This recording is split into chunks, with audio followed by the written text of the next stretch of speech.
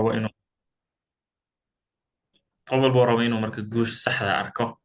waa inuu isweydiiyaa khaladka xaguu ka jiraa nafsiyan qof kale tiis inaad meel kale iska dhigtid xagee taada ka saxmi la'santahay inaad isweydiiso waxaa u gudagalayaa usbuucii aan dhihi karo saddexaad bisha May so bal aan isku dayin haddii fursado qaar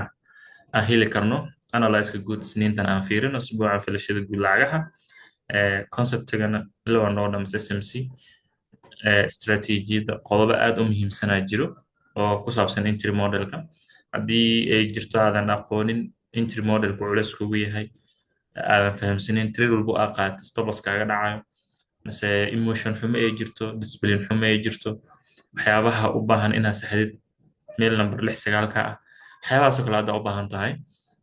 class waxaan qaban doonaa free session ah oo socon doona muddo asagana si lamid ah 15 beri kii hore ka lamid ah after 2 months walba waxaan qabtaa class noocaas oo kale ah marka waana idinku dhiirigelin doonaa classyada inaad joogtaysaan si ay ugu faa'iidaystaan xogta sida ugu wanaagsan entry modelka loo dhiso marka si caadi ah mar walba class bilaaba from zero kasoo bilaaba ilaa entry modelkan keena haddii aa hore u joogi jirtay oo classy hore ugu soo qayb gashay ay jiraan welina culeys uu jiro isweydii haddana personal inaad su-aalahaaga qof shakhsi a weydiisid so technical analyzeka aan ku bilaabno lacagta DXY maanta filashadeeda caadi ahaan sidaa la socotaan isbuucii hore DXY waxaan kasoo analyze garaynay barta muddo isbuuca filashadii sidaan u sheegnay in trend 1 hour uptrend ay noo tahay meeshan new high ilaa imbalancega la buuxin karo si wada jir ah lifefka haddaad joogteen waa uga dhawaajinay fursado lamid oo ka qurux badan waan ka faa'iidaysanay key levelka ishaarteena last week ahaa dantii lahaa waa laga gaaray so hadda key level noocee calaamaysan karnaa usbuucan ku xisaabtami karnaa levelkan waa mid kaloo naga sareeyo ay macquul tahay in isbuucan lasii tago levelkanna waa level naga hooseeyo isbuucii hore aan fursad trend aan kasoo qaadanay so wana arkadaa u degto structureka uptrend miyamas waa downtrend ani ahaan waxaa ii muuqda hadda keliya in brief structureka ugu dambeeyey DXY uu kaa yahay oo halka brief structure ay noo tahay kanuu noqon karo last high low uu suuqa sameeyey high lowgan sida idin muuqato weli lama jibin oo retestaa lagu sameeyey high highgan ugu dambeeyey uu suuqa sameeyin DXY da wataa so aragtida hadda ii muuqato DXY aan ka qaadan karno jihadeeda waa buy kadib euro USD iyo GBP USD lamid ah inay fursado sell ahaan doonaan ayaa hal iyo laba ka dhihi karaa bal aan isla fiirino euro USD isbuucii lasoo dhaafay fursado aad u qurux badan oo ku dhowaad ilaa 100 bib ayay bixisay sidoo kale GBP USD waa tii aan ka warreynay aan si wada jir ah u wada qaadanay haddaa la socotaan setup-yada kullina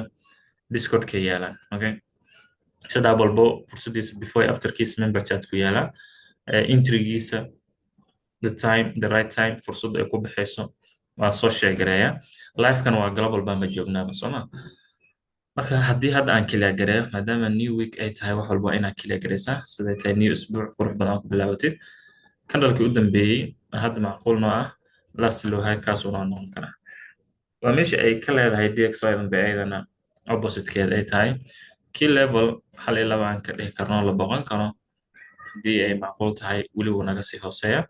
oo lasii aadi karaa 1 hourka structurekiisa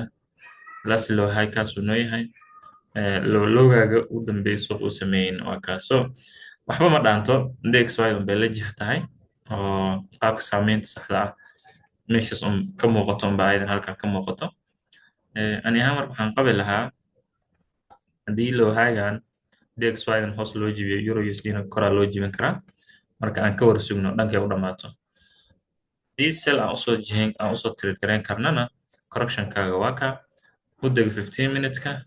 u kaadi 15 minutkii hayaloogi u dambeeyey oo halkaa yaalay in la soo jibiyo concept istaraatiijiyadda kulli waxay ku dhisan tahay order flow so 15 minutkan haddii labada midkood euro USD job optionka aydaa leh haddii coach ay sameyso waa new high oo uptrend oo trade gareynayna haddii shift ay soo sameysana waa downtrend fursadan selkan sii wadanayna symbol GBP USD ayaa kusoo hartay si lamid ah daykii level usbuucan lasii boqon kara hadduu jiro waa inaan soo xaqiijiya level iga hooseeyo mase iga sareeyo oo suuqa sii tegi karo levelka iga hooseeya hadda aan filashada ka qabo ani ahaan waa kaas haddii kor loo laabtana waa selka isbuucii hore aan soo trade garaynay in one more time lagu sii laabto so 1 hour kusii dego si limid ah waxay la qaab tahay yuurada oo waxba kagama duwno kaasi waa laasi loo hagaagi kanna wuxuu noqonayaa loo loogaagi u dambeeyey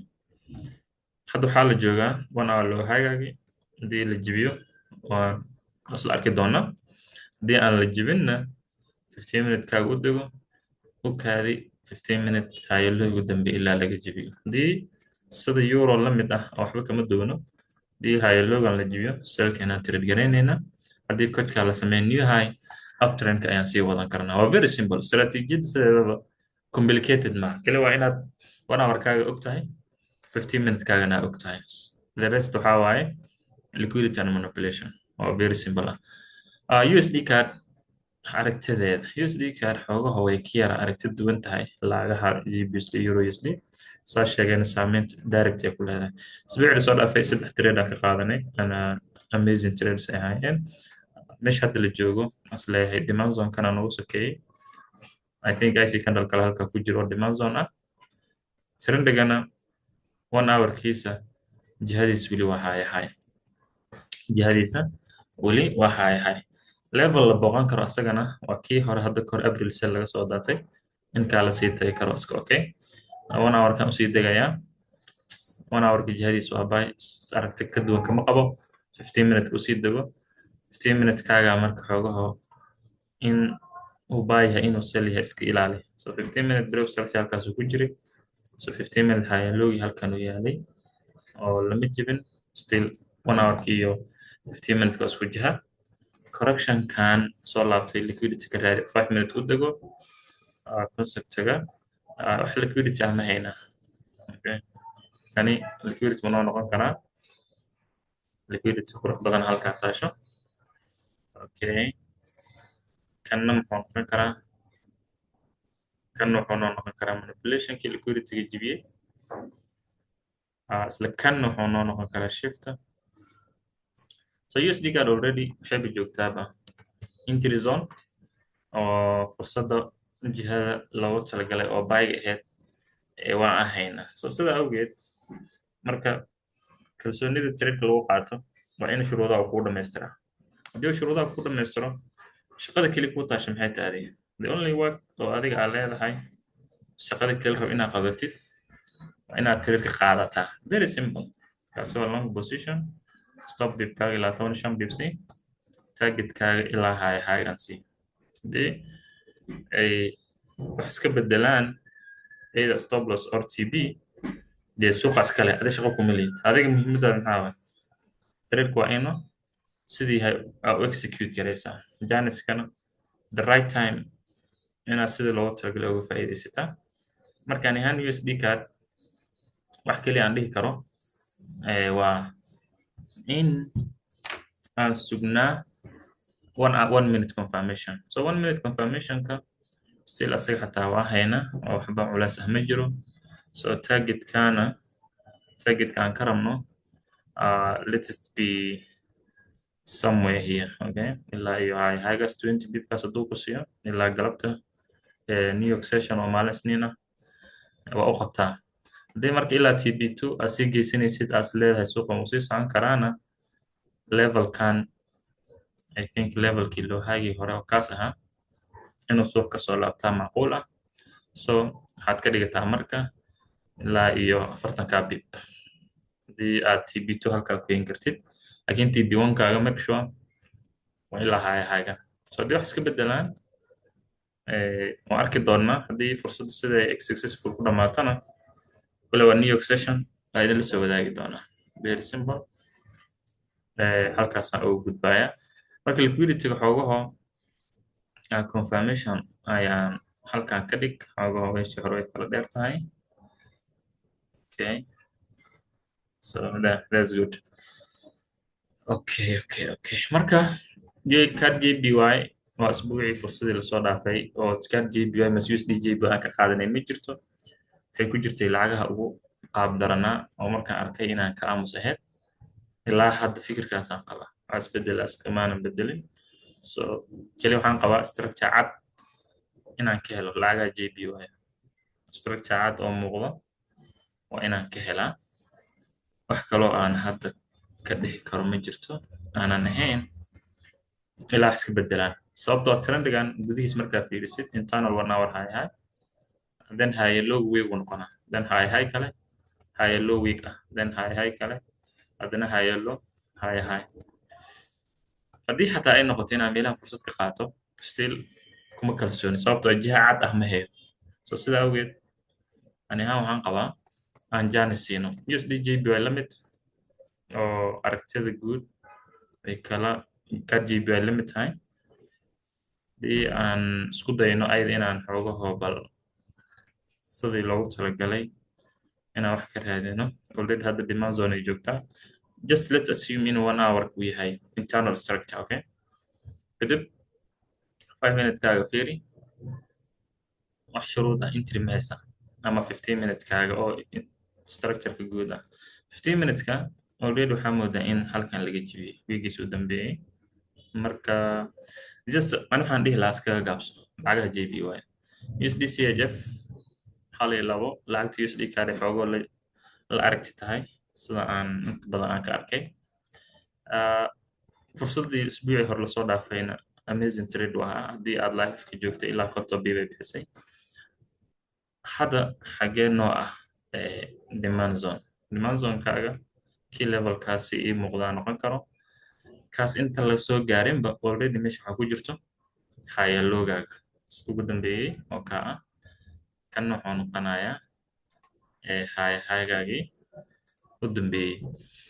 Let's say demand zone-ka halkan inuu ku aadi karo then uu noo noqon karo kan correction. So su-aasha isweydiis kale waxaa waaye high low-gan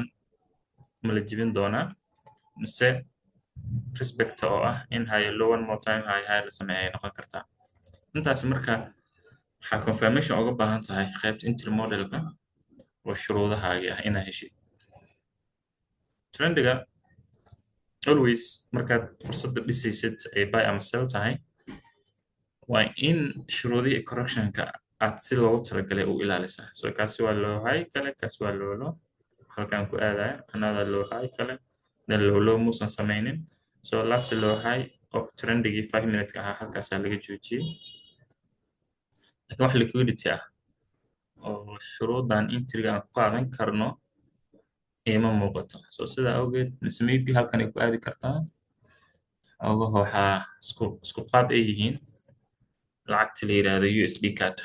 ay xoogo isku jaha yihiin. So sidaa awgeed liquidity-ga impulsive-kii hore ma saari karno. So ani ahaan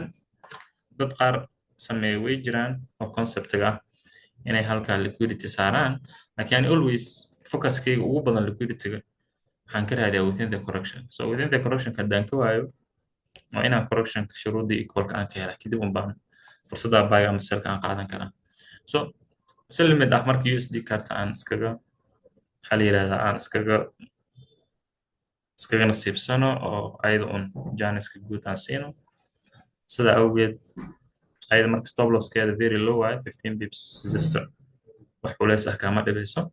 Target-kaagan ilaa 40 pip that's 1 to 3 hour ku dhowaad that's good. Marka ani waxaan qabaa USD card low risk ayada ah ayada shuruudihii ah oo wax walba noo dhamaystirtay bal ayada aan iskaga janiskeeda ugu fiican aan siino aragti ahaan halkaas ayaan ka qabaa. Okay, gold dadka trade gareeya oo haddiiba ay noqoto inaad gold fursadda ka qaadatid you have to 15 minute iyo 5 minute inaad iska fiirisid. Concept ugu muhiimsan gold lagu trade gareeyo waa 15 minute iyo 5 minute. Isbuucii lasoo dhaafay jimca markii ay trade-kan aan qaadanay si la mid ah habeen jimca haddana fursaddan kale halkan ka dhalatay ku dhowaad ilaa iyo 80 bib 90 bib dhaqaaqday. Marka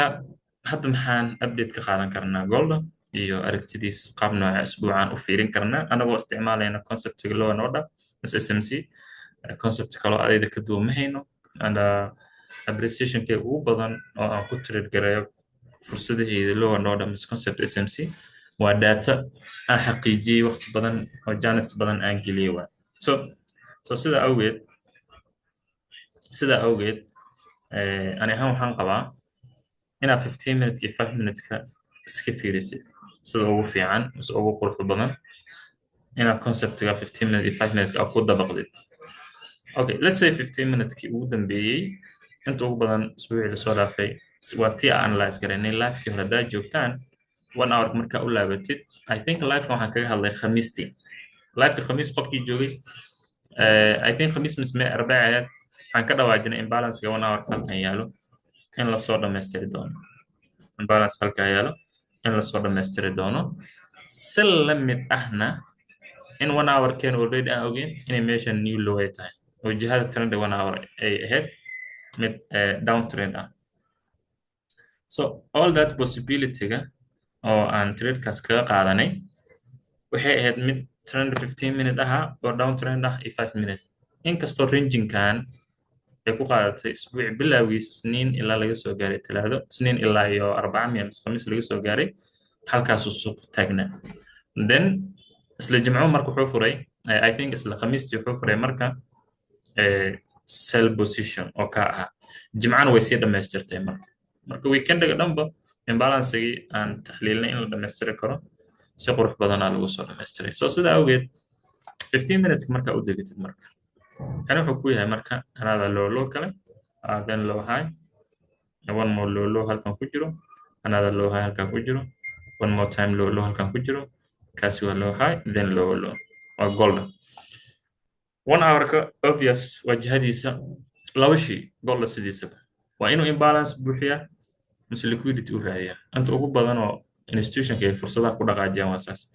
trend waxaa kaaga filan 15 minuteska iyo 5 minuteka shuruudii aad ka raadinaysid so halka marka 15 minute waxaa haynaa oo maanta isniin ay tahay 15 minute coach 15 minute coach haddaa haysid taasoo kaaga filan jihada 1 hour-ka aad sugi lahayd inaad 15 minute ku trade garisid because volume-ka golda kaa badan 5 minuteka sida aan sheegnay so kan wuxuu noo noqonayaa marka 15 minute new high kaasi wuxuu noo noqonayaa 15 minute new high so si lamid ahna hago halkan waxay noqon kartaa meel uu suuqa ka laabtay aanan demand dhihi karin laakiin imbalance demand kala ka hooseeyo oo 15 minute kalka ah so sheekada halkan waxaa assume garaysaa inay tahay inducement okay inducement as markii loo fiiriyo marka 15 minutes sababta inducement ku tahayna waxaa waaye suuq weli haya low ma hayo oo official trend ma ah so sidaa awgeed ani waxaan qabaa in one more time uu suuqa noo sameeyo correctionkaasoo shuruudii aan ka raadin doono then 15 minute high kale so obvious meeshas waxaan hayn karnaa marka concept ah in trendiga uu yahay trend buy ah okay oo 15 minute confirmation aan ku heli karno 5 minuteka always markuu correctionka kuu soo laabto oo golda shuruudaha hadda correctionka socda ula dego 5 minute adoo raadinayo equal high mise equal low then manipulationkii shiftigii and liquiditygii USD card limit ah uga dhisnay oo hadda right now aan live trade ku qaadanay marka conceptiga halkan ani ahaan 5 minutes markaa fiirisid naftirkeeda ayada way ka yara sokaysaa oo 15 minute way ka yara sokaysaayo low high 5 minute halkaasaa laga jibaya so halkan marka maxaa yaala marka 5 minute new high kaasi 5 minute new high noqonaya then halka waxaa yaala break of structure oo 5 minute-kii waxaa la sameeyey order flow kale high kala so meesha waxay ka fahmi kartaa marka 5 minute-ka inuu trend yahay la rabona respect in la siiyo 5 minute high loogan halkan yaalo maadaama 5 minute-ka uu trend yahay correctionkan soo laabanayana oo halkan hadda aan calaamadaynay isla asaga in shuruudii aan ka helno marka sidaa awgeed ani golda waxaan qabaa trend 15 minute new high hayna 5 minute new high ilaa iyo trend 5 minute oo high ah waa official trade marka conceptaga conceptaga haddii aad rabtid inaad ka guul gaartid waa in si degan oo aanan emotion iyo degdegsiimo ku jirin waa inaad more patience ahaataa oo aad fiirisaa shuruudihii conceptiga aniga ii degsan halkan ma ka muuqdaan haddii yes ay tahay well done trade-kaa qaado haddii ay no tahay trade waa heli beriyaad heli kartaa maalmaha soo socdaa heli kartaa you have janis oo aad ku qaadan kartid ilaa iyo isbuuci lasoo dhaafo oo kale 8 trade 9 trade oo qurux badan even golda keligiis 4 trade aan ka qaadanay hal stop I think 5 trade aan ka qaadanay hal stop loss iyo 4 TB marka inaad trade helaysid lagama hadlaayo trade waa helaysa sida ugu quruxda badan oo shuruudaha aad ku heli kartaa the first things aad meesha ku yaala waxaa waaye waa inaad u diyaar garowdaa fursadaha inaadan ka mashquulin ko trade oo meesha yaalina aadan qasbin simple as that waa inaad journal garaysaa marka ani ahaan gold waxaan ka qabaa maadaama imbalance halkaa naga hooseeyo 5 minute higher low aan hayno haddii higher lowgan lasoo jibiyo waxyaabaha aan rabo inaad concept SMC low and order aan rabo inaad waqti fiican aw siisan waxaa ka mid ah inuusan qofka kala fahamsanayn 5 minute-ka shaqada ay qabato iyo 15 minute-ka shaqada ay qabato inta ugu badan classka coaching-ka ardayda way i weydiiyaan ustaado 5 minute 15 minute sida lasku wado way adag tahay yes way adag tahay because 5 minute-ka anytime ay wuxuu samayn karaa halkan change of character change of character la sameeyey micnaheedu waxaa waaye 5 minute new low la dhisaya ilaa loo tago imbalance-ga halkaa adi marka buy ma qaadan kartid ilaa haddana 5 minute-kii shift la soo sameeyo uu la jaha noqdo 15 minute-kii oo buyga ah uu la jaha noqdo kadib unbaa fursad dhisi kartaa marka haddii 5 minute higher lowan la xishmeeyo oo 15 minute new high halkan ku yaalo waa shuruudahaadin aa heshid tirarka qaado laakiin haddii 5 minute la jibiyo okaadi 5 minute haddana inuu mar kale kasoo jeesto uu la noqdo 15 minute new high sida 15 minute one hour aan lacagaha kale ugu tirir kareen marka istaraatiijiyadan conceptigeeda ugu weyn qofkii raba inuu barto waxaa ogaataa waa concepta inteed ugu badan ku dhisan order flow liquidity and manipulation they are just there